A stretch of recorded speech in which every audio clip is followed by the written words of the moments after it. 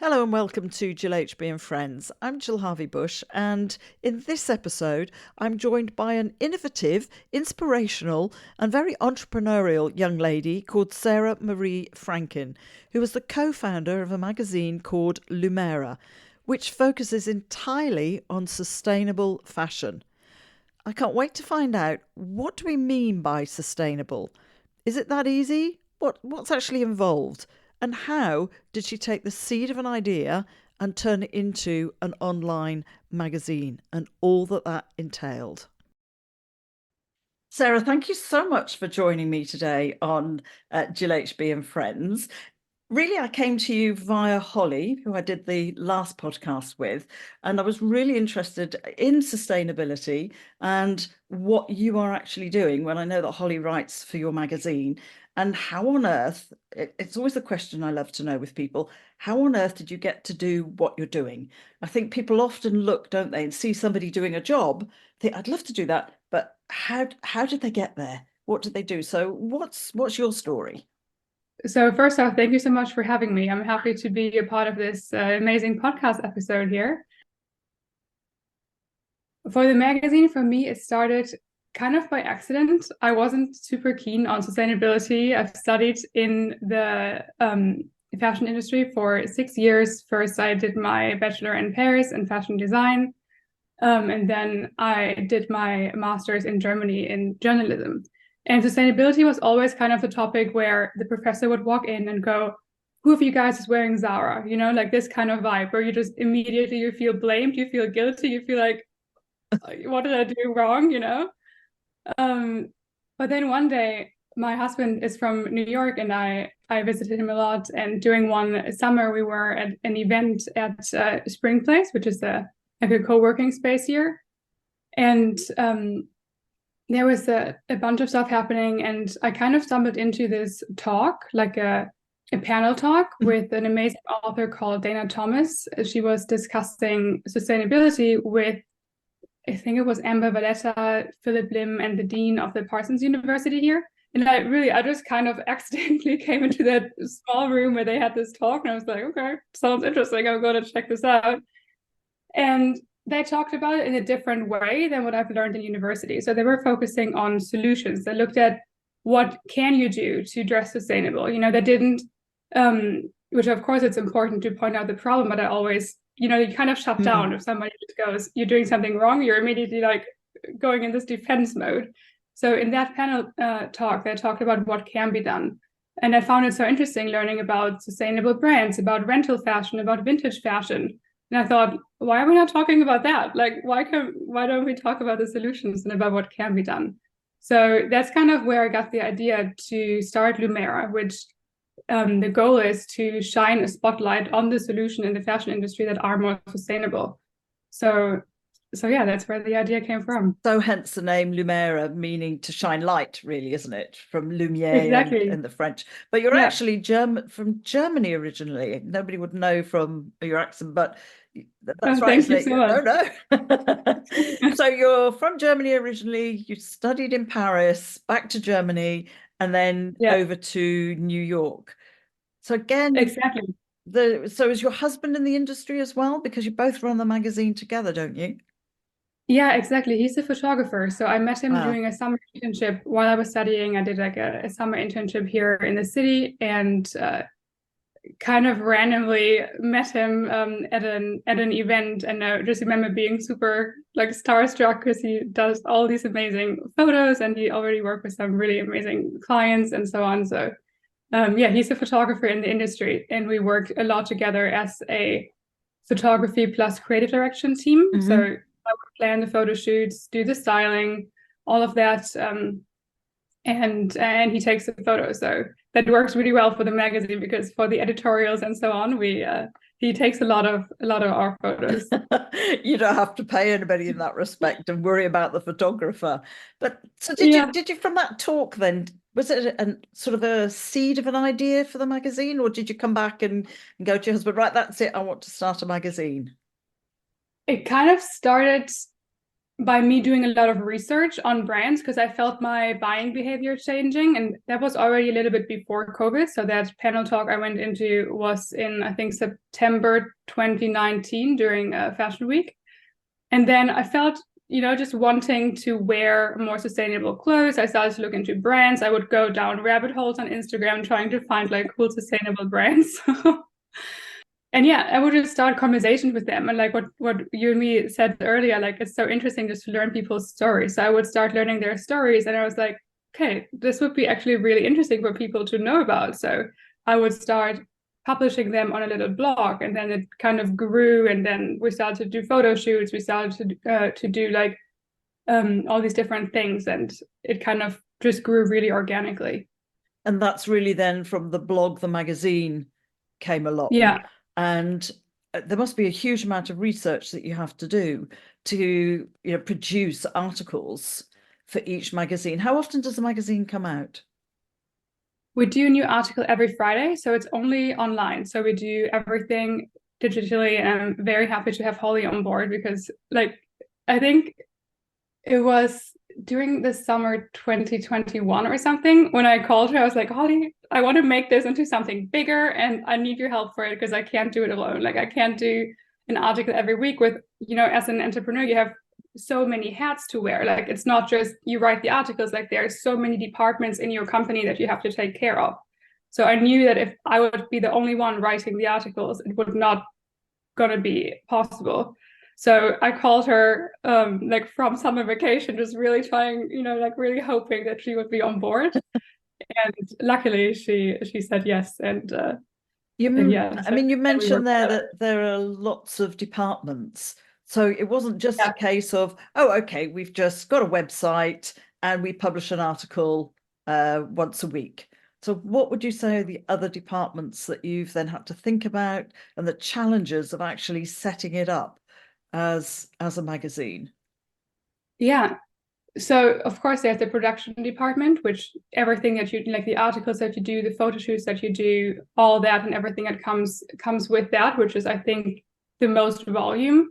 But then there's of course also like marketing. We have to get people to know what you're doing. Like you have to get your message out. There's sales. You have to, like sell your products, make sure that the company is viable. You have to take care of the finances, of the bookkeeping.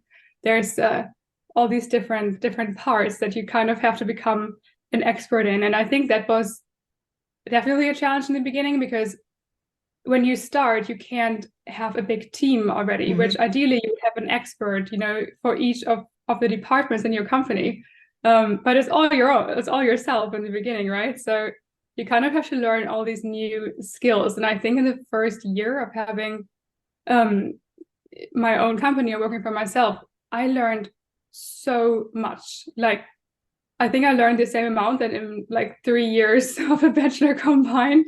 I would just read so many books and listen to so many podcasts and just really trying to get as much knowledge as possible, especially in areas that were maybe just touched on a little bit in university. For example, marketing. I remember we did like a little bit about, who is your target customer or things like that. But marketing is such a broad field, and I think that was the first topic I really dove into, and I read a lot of everything I could find. I mean, in some ways it's like trying to do a business degree, isn't it? So if people go off and do business degrees but then don't have that entrepreneurial side in some respects, so they have a little bit of the accounts and a little bit of this and a little bit of marketing, and now of course we have the social media side as well that goes into it. Totally. And as you say right at the beginning, you haven't got the finances. Wouldn't it be lovely if you could have the finance? Oh, I just employ the accountant, I'll employ this person, I'll employ that. And little do people know that you're busy, as you say, learning and doing it all behind the scenes, which is, I know when I did the podcast with Holly, and I knew her reasonably well, then you suddenly find out that she'd learned to do the website, and then she's doing this, and she's so incredible. Exactly. And all that goes with it. So it's that taking the dream really takes an awful lot of work behind the scenes. So I take my hat off to you to say, people just go, oh, well, it's just a magazine online, not realizing all the work that goes in behind the scenes. In terms of as a Okay. magazine online, is it a subscribed magazine that for people to subscribe to, or how do you? We were we were thinking about that just like as an income stream. Mhm. But I think that our goal is to make sustainable fashion attractive to the masses and to show that sustainable fashion can be elegant and chic and cool and like all the things people think it's not, you know? So if we would do it on a subscription basis, I feel like we wouldn't reach the amount of people that we want to reach. So that's why I decided against that. So right now we work with affiliate links, which is a Right. great way to get a small commission of the brands that we sell. Since the beginning, we wanted to do an online store because I knew like with a magazine, it's not as easy to profit from Hmm. than if you're selling products. But I think that was another challenge, like to narrow down your focus. Actually, in one of the marketing books I read, it says it's better to be really strong at something than to be mediocre at a lot of things. So to really narrow down your focus and knowing what is like my zone of genius, what I'm really good at, like what do we want to be known for? Hmm. So yeah, that was definitely a challenge, like narrowing down. And yeah, in the beginning we wanted to be a magazine and a shop, but then I decided, okay, we have to be really good at a magazine first before we become a shop. And I definitely need to hire some people to help with that That who can definitely take needs the over that. expertise, doesn't it? Because it's quite challenging. You did touch on Yeah. something which I think is really important, is that word sustainability, which you said, Mm-hmm. even at university, you're like, oh, I'm guilty, and it turns you off immediately. Do you think that's the biggest Yeah. challenge, is that when people hear the word sustainable fashion, they kind of go, Yeah. it's a bit of a turn off, Yeah. oh, it'll be hippie-like or whatever. I mean, what do you think Yeah. the kind of tilt towards sustainability now? How do you get people interested? Yeah.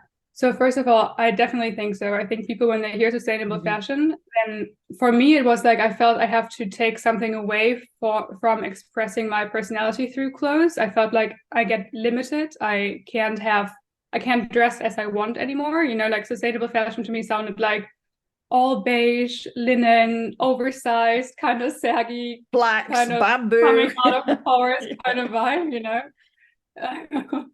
So just not as somebody like I grew up just loving fashion, loving getting, even in kindergarten, I remember like always picking out my own outfits and like just really like loving clothes and fabrics and design and all these things. So I always felt like sustainability in fashion would take away from the creativity. But yeah, through that panel talk, I learned that that's actually not the case at all. It doesn't have to be. So I think spreading that message that sustainable fashion can be super creative and super fun and doesn't have to hold you back in expressing your style, but it can give you new fun options. And yeah, I think communicating more in that regard and giving the word some more like positive attributes to it, I think that's really important in communicating about it. I think what you're saying there for me then is when somebody says sustainability, and I don't mean this anyway because I do eat vegetarian, I do eat vegan, I do eat meat, but it's like somebody say, oh, go vegan, it's like, oh, when you're a meat eater, it's Yeah. like, oh, no, it couldn't possibly do that. But actually, I think what you're saying is sustainability can be more than just sustainable in terms of the fabric they're using, but reusing, as you mentioned when we were chatting about it, could be Mhm. vintage, it can be, the word second hand doesn't, I think Yeah. people call it vintage Doesn't sound now, doesn't it? attractive. No, Yeah. it's the same sort of thing. Second Yeah. hand makes people go, ooh. Even Yeah. charity shops, dare I say, make people sometimes go, ooh, no, can't do that. So would you consider that as sustainable if something is reused, is, Oh, passed totally. on? Absolutely. Yeah. I think that's one of the most sustainable things you can do. And I think in general, you can categorize sustainable fashion into three categories. Okay. So one is sustainable brands. So companies that either produce with organic materials, they produce local, they maybe they use like garments that already existed and make them into something new. Like there's a brand we featured, for example, in Mexico City, and it's a girl from Copenhagen who moved there, and she goes to vintage markets there, buys suits like men's suits, and then with her team redesigns them into really cool sets for women, like a skirt and a cropped blazer from a, made from a men's blazer or different things like that. So like all of that sustainable brand category is one. Then everything that's you can find in a vintage store, basically, like anything that's resold. Also some brands, actually, that's an article that Holly and me worked on. Like some of the brands now, they offer resale options. So, and one has to be careful because like I think H&M does it a little bit, but it's for them it's definitely more greenwashing. Yeah. But I think Eileen Fisher, for example, we wrote about a few other ones. We can link the article maybe here below. Where brands, they buy the garments back and then they resell them, so it just keeps the life cycle longer for the garments. So that's a really cool option as well. But yeah, the second category is anything vintage, and then the third one is rental fashion, which I did not know that that's a thing. Like in Germany, I think the only thing you can rent is maybe a journal. Like it's not really, it's not a thing at all. But in cities like Paris or London or New York, like there's incredible companies that you can rent garments from for special occasions. So here, for example, there's Rent the One Way, which is super popular here in New York. Or in, I know in London, there's a bunch also at Selfridges. Like even at department stores now, you can rent from these companies, so from rental companies. So there's that makes 3 really cool ways to dress sustainably. There's a couple of things there. I mean, I think, like you're saying, the rental is such a good idea because how many people now, I mean, the prom thing has hit the UK. I mean, never existed that people went to a prom, and the amount of money some parents spend on dresses, and then you see them, it's never going to be worn again. And again, sometimes that's the mindset with some younger people is, oh, I've worn it once, I can't possibly wear it again. And if you could rent it, because we don't think twice when it's a wedding, for example, and the men are, you go rent normally, their tuxedos and their outfits. People don't think twice about the men going and renting their top hat and tails, for example, if they're going to the races or something. And you do think there are those particular occasions. I mean, many, many years ago, it was something I love hats. I'm one of those people that loves wearing hats. And there was one little company, and I thought, oh, what a great idea, which was you could rent a hat for an occasion. Yeah. So because they're so expensive, they were so expensive that if you're going somewhere and you want to wear a different fascinator or a hat to a wedding, got a range of weddings, then actually you could go and rent the hat, and much more sustainable by taking it back. The other thing I think you touched on there is, how many companies are actually greenwashing these days? And it's crazy. I went into a store here in Soho the other day. It's like a bigger chain store, and they had all these images on the wall of like sheep in Australia and this and that, and we're so sustainable and we're so great. And I looked at the pieces, like at the composition, because that's always a really, really good thing you can do. It's just, get your own facts. Like, look, where is the garment is produced? It's all on the garment, and you can look what is the composition, what materials are used. And like all their things were made out of rayon, polyester, and other synthetic materials, and maybe it had like 10% wool in there or something, but all they did was advertise how happy their sheep are in Australia. So it's really important to do your own research and to just look at the facts. And that's an article Holly and I did. We have like 5 tips how to spot greenwashing. And I think definitely check that one out on lumeramag.com, and then just type in greenwashing in the search bar and you'll find it. Because that's definitely quite tricky to navigate that field. Absolutely. And I think a lot of people don't really understand greenwashing. And that's really, for anybody who doesn't know what it is, it's large companies who are trying to make themselves, or companies who are trying to make themselves look as if they're environmentally friendly. In essence, exactly. My understanding of greenwashing. And they will often buy a smaller company that has been like that to say, oh, look at us, we're doing our bit. Over here, I don't know if the same applies in Germany or in America. We have something called B Corp, and you get B Corp registration as a company, which means your whole supply chain is environmentally friendly. every supplier, everything you use, everything you do is environmentally friendly. And I think that's important as well, isn't it? It's not just to look at what that person's doing, but like you're saying, where does it come from? How sustainable, how environmentally friendly is this whole product, is this whole brand? Because it's all very well saying we have this, but over here we have this big brand that's not at all like that. Yeah, exactly. And also I think like one thing is definitely where something comes from, and the workers' rights and all these important things. But then for me, like I've seen all these images of garments just being in a landfill. Like it's so ridiculous to me, like thinking about how there's like just tons of pieces that are just rotting in deserts, or like I think there's a trade agreement with Africa that they have to buy a certain amount of garments from like Europe, America, and Australia, I think it is. Otherwise, they're not allowed to do exports. So they are forced to buy the old garments and have them rot in their landfills, or not rot. But like often the problem is that they don't rot. So like one thing I would always try to avoid is plastic fabrics, because they'll literally just hang out in those landfills forever and like spread microplastics into the oceans and so on. So I think really trying to minimize the amount of plastic materials that we wear, that's a really good start.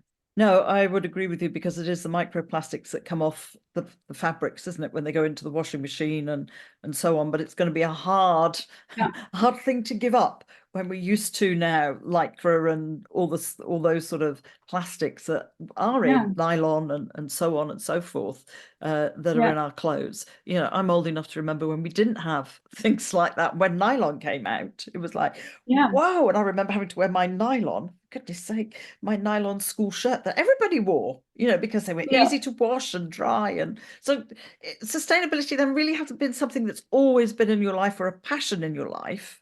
It kind of turned off a bit in university and then has come back. And now I can see, just talking to you, it's become a real passion.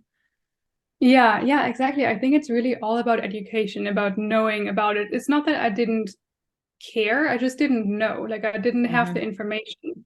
So I think that's the most important, and that's what we're trying to do with the magazine too, just to educate, like to tell people what's going on. And that was a very good thing in my university, that you get all these experts telling you about what's going on. It might not always be the most comfortable hearing about it, but like learning, for example, about trade agreements like this with Africa, or the impacts on like the workers' rights, or like the Bangladesh factory that just collapsed. There's a lot of stuff that's going wrong and we don't really know about it. So once I learned about it, I knew it's something I want to help make a difference.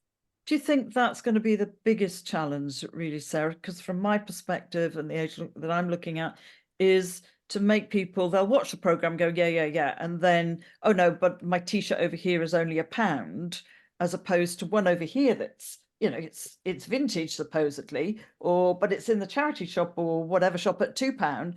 I'll go over here, and I'm not going to name all the shops, but because it's much cheaper and it's quicker, and I want to be fashionable all the time, and I'm buying new clothes every week. And I do know teenagers who are going out every couple of weeks and buying new clothes and just literally just throwing the old clothes away. Do you think that's going to be the hardest thing to try and get younger people to change?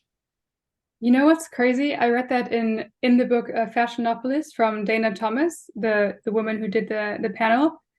These fast fashion companies, their target audience are those young people. And actually, in the book, I find it so crazy. Like they target young people because they want to be a part of the group. They want to wear what their friends are wearing. They want to, like try out also different styles, like see what is them. Like you're in this phase where you're finding yourself and you're finding who you are. So you want to try out different things. So there's a lot of potential of making money from that need. So like Zara, H&M and Co, they really target this demographic. So I think especially for young people, like becoming aware of that. And I feel like this generation is so split in two. Like there's people who always go shop at Zara and Co, and then there's the Greta Thunbergs and people who just really want to make a difference. But I think the difference is maybe education.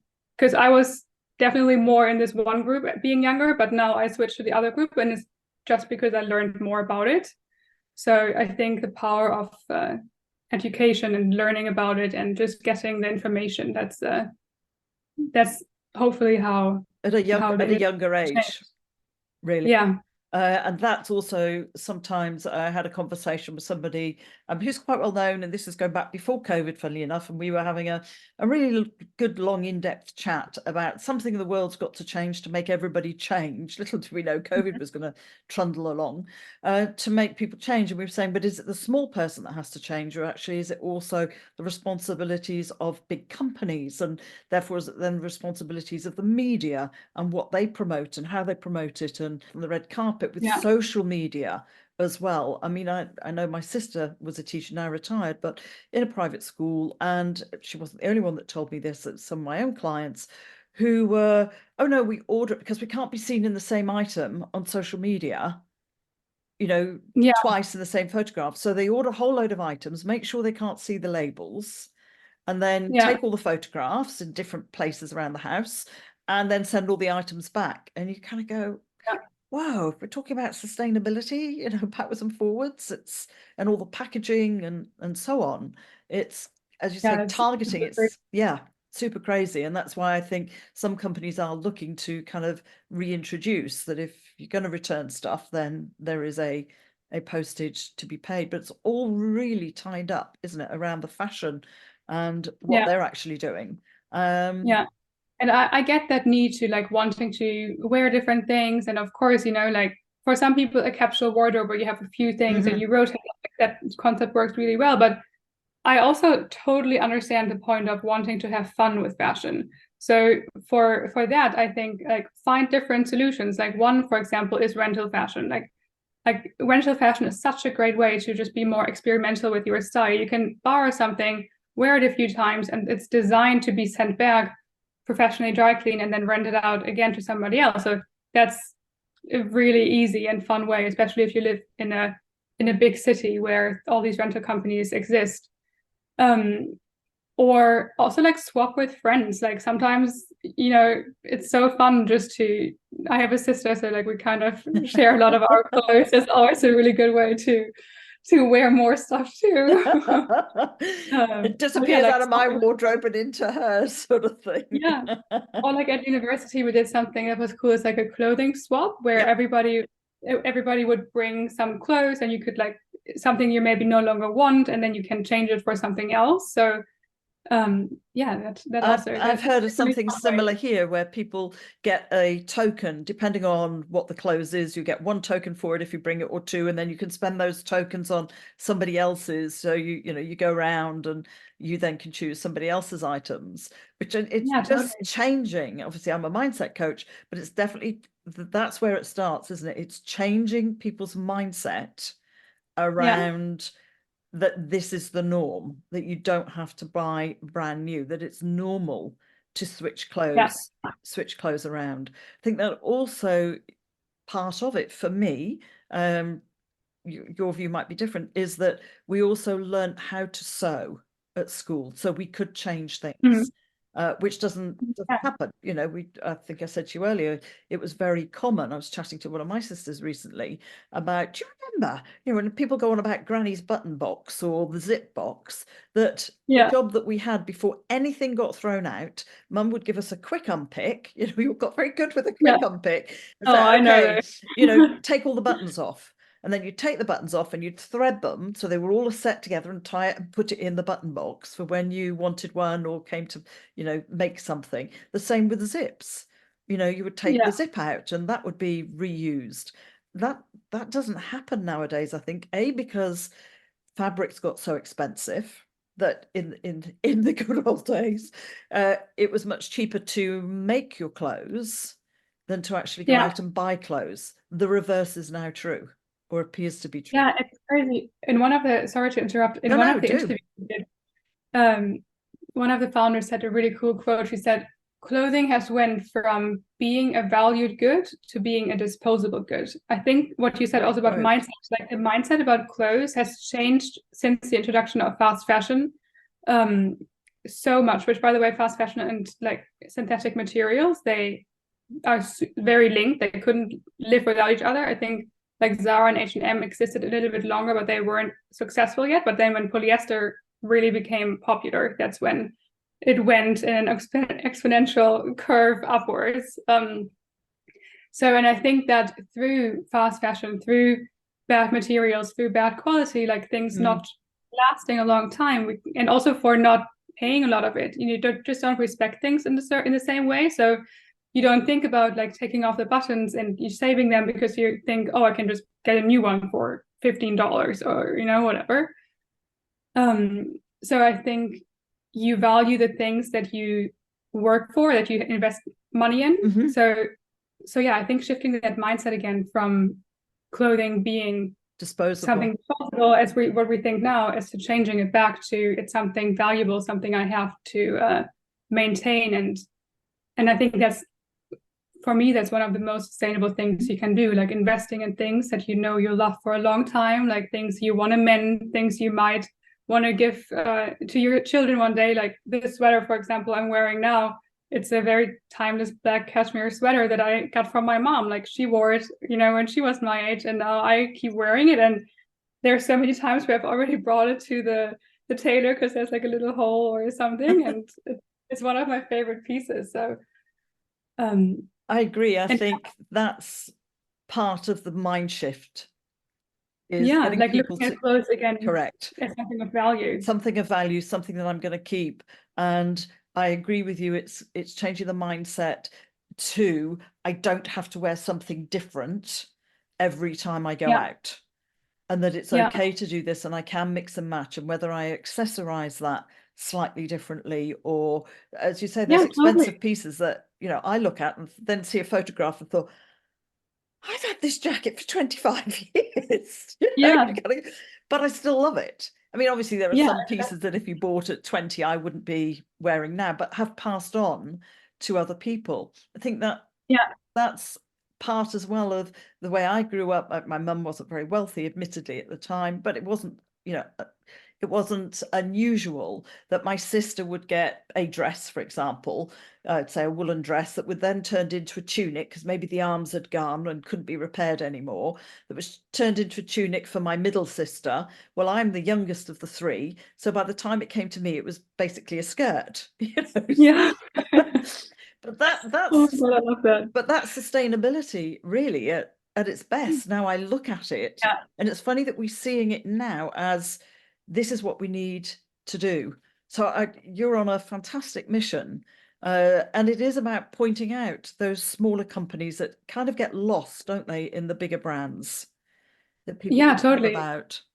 And one more thing that you just reminded me of, with the mending and upcycling, I think also one thing that's super fun and super sustainable is if you have a piece that you maybe don't want to wear anymore, something bothers you about it, or maybe you inherit something from your mom, but like the sleeves are not like you wanted or something, go to a tailor. Like maybe you're great at sewing yourself, or, you know, like maybe somebody has that skill, but if you don't have that, like Holly, for example, or you, but if somebody doesn't have that skill, then get a good tailor and bring pieces to them and have them change, you know, make them into something that you love. I have a great tailor in Germany. I always have a box, you know, where I put stuff where I'm like, okay, here the hemline needs to be changed, or this one would be cool. Would it be more tailored at the waist or whatever? So I always have a pile of clothes in that box where, like, every couple of months I would go to her and we're just like creating new things with the pieces in that box, and it's so fun. Like I can't recommend that enough. Like it's so fun to change up pieces and to also make them something super unique, something nobody else will have. I often do that with vintage pieces too, because vintage is one of a kind. So maybe you find a pair of pants, but they don't fit perfectly, but you love the material, for example. So what I did that, like, I think in December when Holly was visiting, we went to a couple of stores in my hometown in Germany. So I found these beautiful pants, like vintage Gill's underpants, beautiful wool, like a merino wool, was very cool. So I just brought them to my tailor and we reshaped it because it was a little too I didn't like the shape, but we reshaped it, and now it's one of my favorite pants, and I can't wear to like wear them, and style them now. And yeah, definitely take advantage of that. Like, don't look at a garment you buy as that's the final thing. Like, you can change it up, you can upcycle it, you can change it, you can get creative with it and have fun with it. Absolutely. And dresses, as I say, can become skirts, or they can become tops, or, there is a Yeah. lot. But again, that I think has come from the way that I was brought up. My mum started to teach us how to sew at a very young age, and that would be our doll's clothes. In That's so those cool. days, I it was love Cindy and Tressie. We'd make our own little doll's clothes out of bits of that. Yeah. fabric. And that then obviously carried on at school, and I continued to do needlework at school. And I must admit, I just took it for granted that everybody could do it until I got older, Yeah. and suddenly my friends were coming to me in my early 20s. Jill, could you take the hem up on this? Or Jill, the buttons come off. And I think people don't know how to sew a button on. Yeah. So my son knows how to sew a button on now. It's like, That's Jackson, very I good. am not sewing your trouser buttons on anymore. This is how you sew a button on. So I think Yeah. it is that people just throw it away rather than think about. Yeah, because they can buy it new for so cheap. That's That's the the problem. the downside of the fast fashion, because you get things so cheap that you don't value clothes anymore. So how do you go about finding all these people? Is it literally just on Instagram? Do you hear things? I mean, I think I told Holly one after the podcast we did that I discovered, which was nearly new cashmere. And you just mentioned your cashmere jumper. And I had three, which I absolutely loved, but the elbows had completely gone, because obviously sitting on arms. And I came across this little company, now much bigger, called Nearly New Cashmere, and contacted them, and they either repair the jumper, so you can send the jumper to them, and they'll either repair it for you if that's what you want, or they'll tell you, no, this is beyond repair, so they will then give you a voucher for it. But the interesting thing is they then reuse that jumper, so it'll be turned into mittens, or it'll be turned in, I think I spotted my lovely petrol blue jumper had been turned into a neck and mittens, matting mittens. I thought, oh, I'd be buying those back. And I thought everything that they've got has been used, and they either repair it and resell it, or they turn it into something else. And I know that they have just grown, and I think I didn't want to. I think that was the whole point. It was cashmere, it'd been expensive. I didn't just want to throw it away. And I thought there must be a use for this. Yeah, totally. But again, that's the mindset, isn't it? It's the thinking. It's the mindset completely. Quick side note on cashmere sweaters. I just like going back to what I said before with like upcycling different pieces. I used to have this sweater from my dad that I loved. It was like a light blue wool normal sweater, from our floor, and it was very, very cool. And I just loved to wear it for like studying for exams and all that kind of stuff. So at some point I wore it so much, but by then it had migrated from his closet to mine. That, like you said, the elbows were completely, I couldn't wear it anymore, and it was like beyond fixable. Like the hole that size, you can't just stitch up again. So I went to my lovely tailor, and I asked her if we can make a how do you call it, like sweater vest, like where the sleeves are off. And yeah, so we basically just made it tighter, took the sleeves off, and now I still have it. I have it in my closet here in New York now, and now I just wear it like over a white blouse, like a they would be called in my day, they were called in the 70s, they were called tank tops. Or a tank top, yes. Yeah, so you could, it was like a knitted vest, or that you would put over something. I mean, it was very much, oh gosh, I'm showing my age now, Sarah. It was very much the fashion to wear like the knitted top style. Yes, with the very long, we used to have the very long collars, the very puffed shoulders down to the very big cuffs, and then you put your little sweater on top. That's so cool. Getting really old now.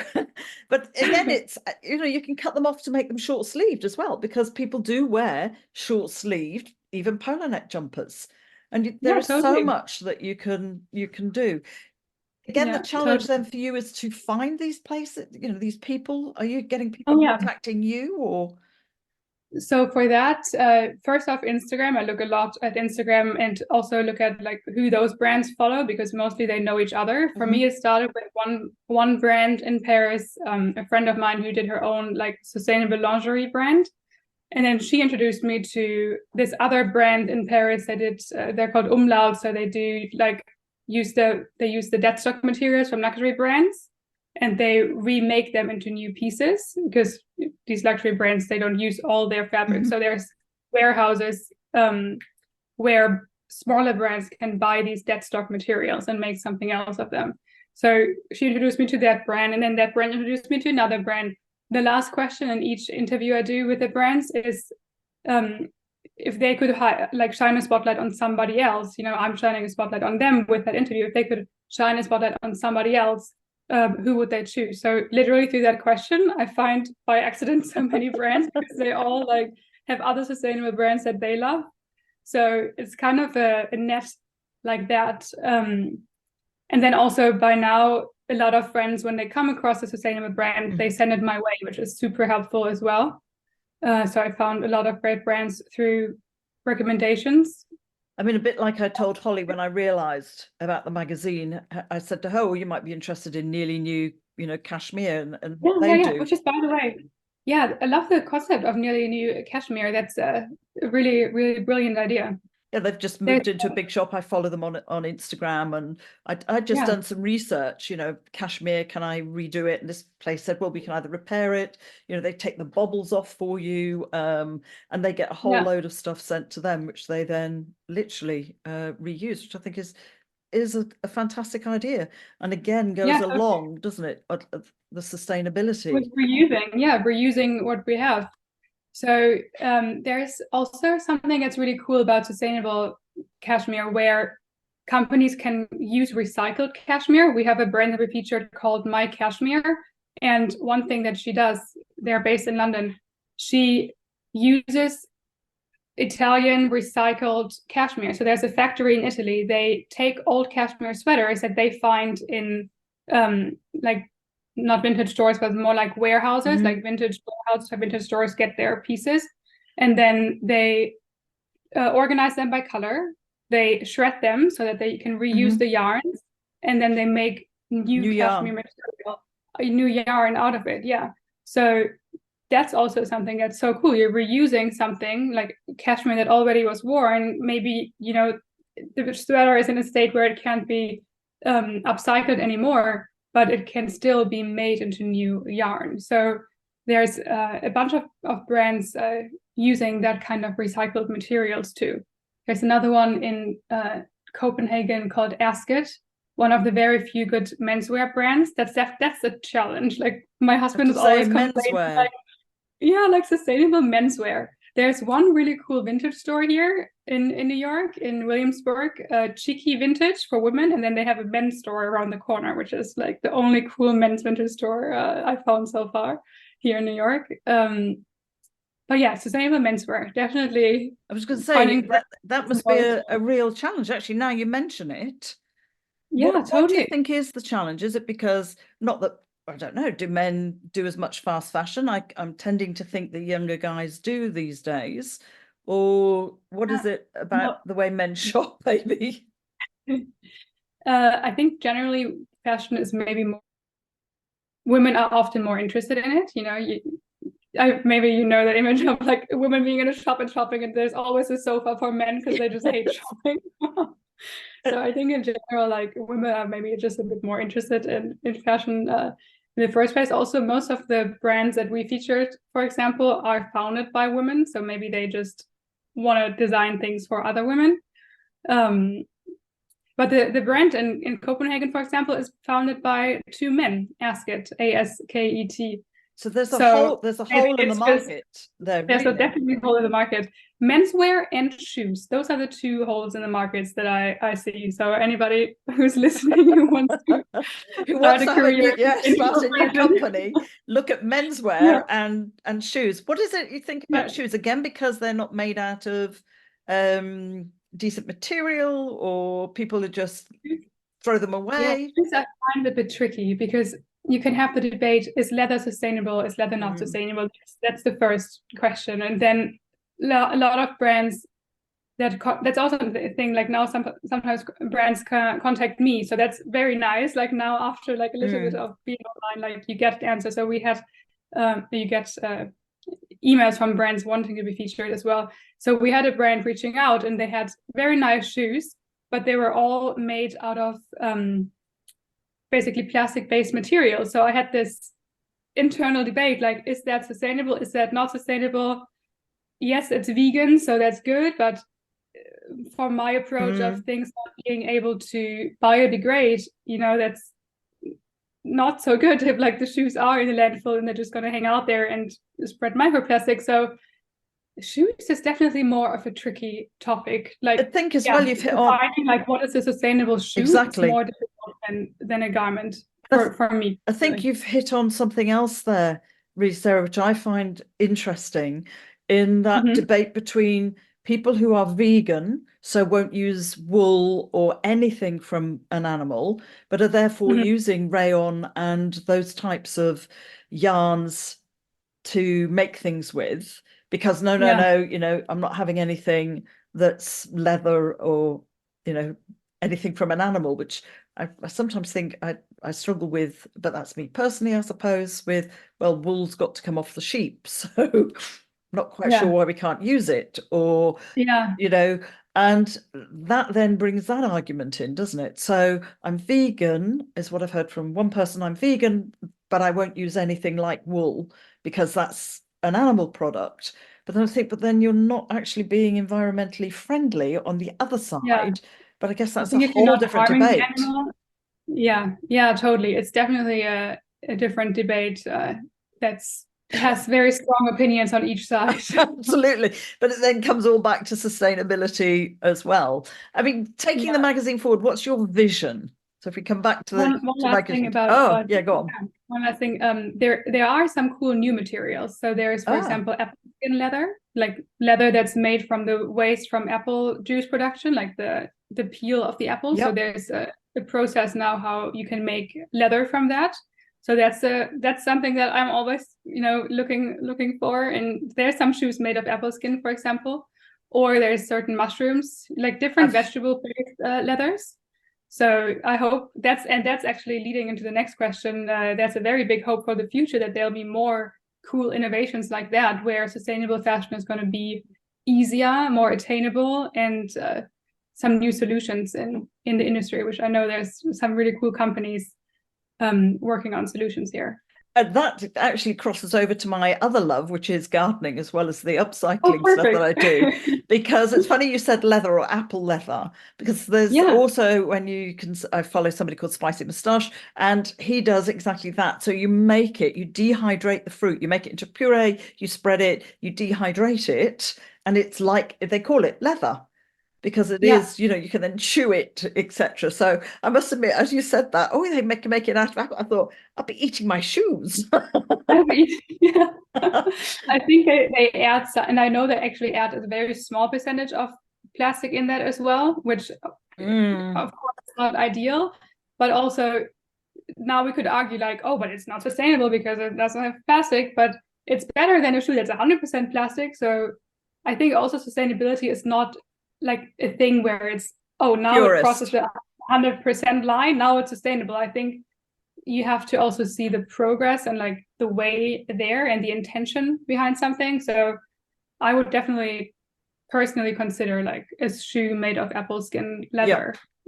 It's looking at that bigger picture, isn't it? That actually, if it's got 1% of plastic in there, isn't that better than a shoe that's got 100% of plastic? Yeah, exactly. And if it needs that 1% plastic so that the material has a certain component to it that otherwise wouldn't be there, then okay, fine. Like as a consumer, I'm just amazed that they are able to make a shoe out of apple skin, you know, like.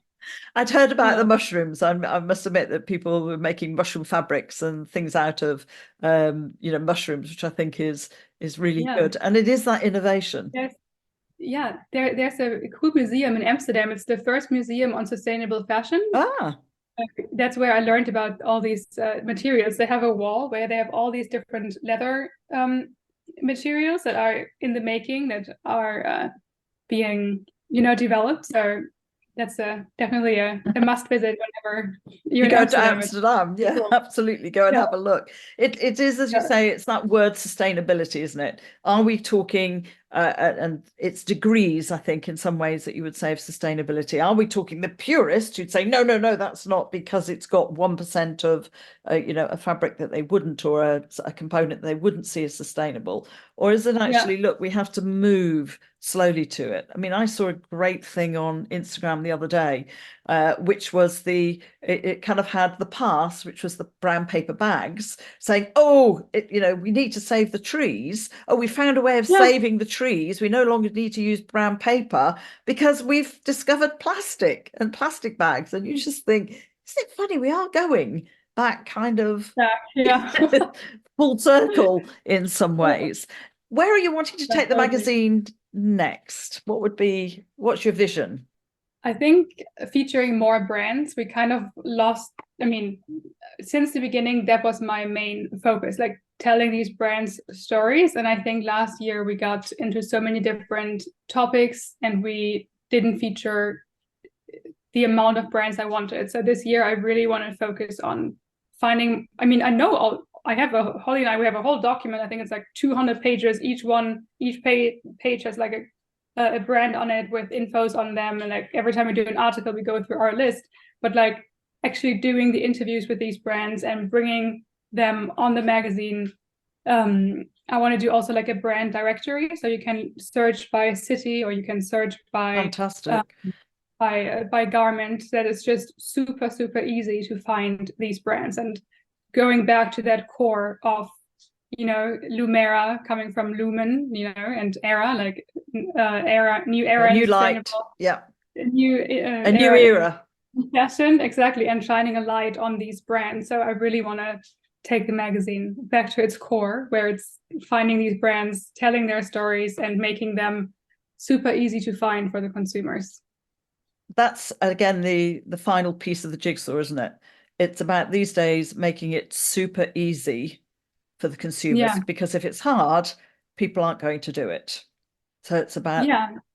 Yeah, exactly. And that's why, like, I think people don't consume sustainable fashion because there's not a place where it's presented in an attractive way, where you have plenty of options. You know, like there are some sustainable online stores, for example, but often the pieces are a little bit what we said earlier, you know, not the aesthetic that you would look for.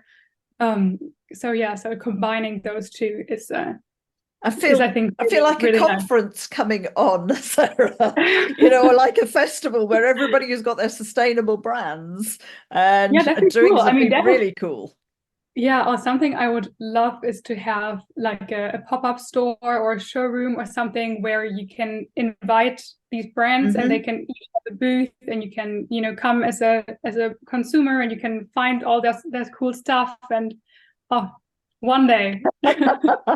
It will happen. I'm a coach. Yeah, I can tell you it will it happen. will. It starts from that seed, doesn't it? And then that's the thing that brings people, that makes people go, oh, yeah, this is super easy. And I didn't know these people existed. And it's bringing people into that one space so that people don't have Yeah, to go and search for it.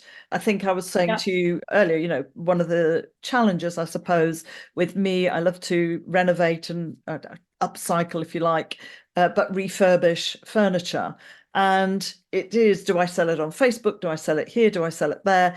But I think I mentioned to you, that's a similar sort of thing that I would love to do, is bring all those people together, yeah, and say, exactly. this is stuff that has been, if you want to put it under the sustainability, has been revamped, redone, is able to be bought and will give other things life. So again, it's sustainability. So I'll be including you Yeah, guys next, saying, can you bring all your brands yeah. as well? Bring all your brands. Yeah, exactly. Call all And your I think brands together and let's all have a big pop-up store for a week. yeah, oh, that'd be very fun. And I think it's also cool to like show all these different things because you can show the variety, you can show like as a collective, you can show like Correct. how many cool upcycled furniture pieces there are or how many cool sustainable fashion ideas there are. Like I think coming together and working together in that can definitely help changing the wrong idea people have about sustainable fashion or upcycled furniture. Exactly. We've got a plan, Sarah. We've got a plan. We've got a plan. We need a big marquee. I know. We've got a plan. I belong on the side to a company, again, it's called Cultivating Change. So they give out free seed to get people growing and to get them into gardening.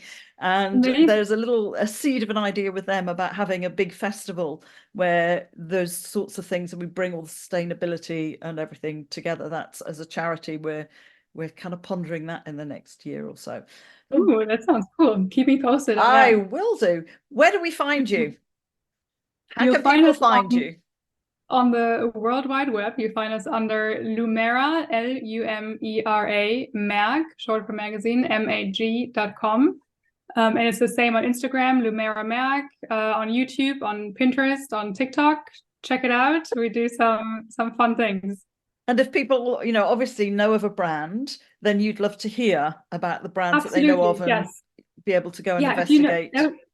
that's definitely always appreciated. If you know a good brand, then send it over either on Instagram DMs or on info@lumeramag.com. Always happy to hear new suggestions to add to the list of our Holly's in my directory. And I can't wait to publish actually our directory on the website, so it's going to be easier to find these brands. I think that, again, it's all about, I think the big word these days is easy, isn't it? People, if it's easy, people will do it. If it's too complicated, then that is the more dedicated person that will go and do the searching, if you like. Yeah, totally. I listened to your podcast episode with the two founders of the Sustainable Living website. Planet Living Friendly. Yeah, very cool what the two of them do as well. And they talked about how going from normal shampoo to like a shampoo bar, if it's too complicated, you won't do it. Like there was one that they said you have to rinse your hair afterwards with apple cider or something. Yes. I was like, nobody's going to do that. So if it's not easy, if it's not applicable, and then people are not going to do it, which makes sense. Like we wouldn't do it either. Like I wouldn't do that because it takes too long. It's it's not applicable in everyday life. Absolutely. And it is that, again, for me, these days, it's all about ease, which is why Amazon works really well. It's easy. You order, it turns up the next day. If you have to return it, it's easy. And that, I think, is the main word for a lot of companies, is make it easy. I order Exhale coffee. They are, a very ridiculously healthy coffee. I think they've just scored 9 out of 10 over any other coffee brand, but they make it really easy. So it's subscription, it arrives, you can change it really easily. And that's the word, isn't it? So it's making it easy. But you're absolutely doing that. So I think the directory is something that would be crucial. If I wanted to look, go, where do I find it? Rather than me having to search the web, I can come onto a magazine website and go, oh, there it is. And then exactly. And then you can also potentially read an interview with that company and meet their founder. Like, how cool would that be? That's definitely like the focus for this year, narrowing it down from, as a founder, you always have so many ideas. I'm sure you understand. Exactly. Oh, well, you've heard some of mine today. So I go off with this one and this one and this one. Yeah, and I think last year I've gotten into so many different directions. So I think now, like, I really have to go back to the root and make this brand directory and become the source where you guys can go and find cool sustainable brands. It sounds amazing, and as I'm sure the magazine grows, that's then when you can go into other areas, isn't it? It's like people have their gardening bit, they have their kind of fashion bit, they have their whatever bit in a magazine. As your magazine grows, then you'll be able to do that. Yeah, but that's maybe a good tip for other entrepreneurs too. Like if you get very excited about various things in your company and like different ideas of how to expand, like start with one thing. Make it really strong, make it so that it doesn't need your full-time attention anymore. You can do it, like with maybe a little bit less of the effort that it took in the beginning, and then start something new once the first thing is already strong enough. So yeah. random side note. Advice to self, really, there, isn't it? Advice to self, yeah, just sharing like what I'm learning. It's called self-coaching in my world. So yeah. Sarah, it's been lovely to talk to you. I hope that I can have you back again, maybe in a year. Time goes fast. See how fast you've grown. I'll certainly be sending and keeping an eye open much more now for sustainable brands. So I'm very much into that. Even I think I did a post yesterday, which on Instagram about cleaning my oven with bicarbonate of soda, and it's had so many Oh, I people. saw it. Yeah. You know, Yeah. so many people Cool have idea. gone, oh, Gill, this is great. I'm going to give this a go. And is it really just bicarbonate? And I'm definitely going, you know, back in that direction. Again, all part in my world of sustainability and something that I want Very to cool. leave behind. So can't wait to catch up with you again, see what you're Likewise. doing and send other ideas your way, definitely, and see the magazine grow and grow. So just for everybody again, the website is lumeramag.com. Our social media handle is as well at lumeramag, not .com, just that. That's where we kind of get confusion. All I can say is I take my hat off to you. You're entering and doing everything you can to change the mindset. And that's the key thing, isn't it, here, is to change the mindset of how people view fashion and what is sustainable fashion. So absolutely. Thank you for talking to me. I really, Thank really you so much. appreciate it. Thank you for having me. It's been super inspiring to chat with you. I hope, like me, that you've found listening to Sarah a bit eye-opening, really, and food for thought, and that actually it's opening up the discussion around sustainable fashion and what actually constitutes as sustainable. Do go and check out the magazine, which is lumeramag.com. So that's lumeramag.com. And you'll find all the articles there that Sarah has been talking about. If you'd like to make sure that you get every single one of my episodes, then please go to GillHB and Friends and subscribe. And I look forward to you joining me on the next one.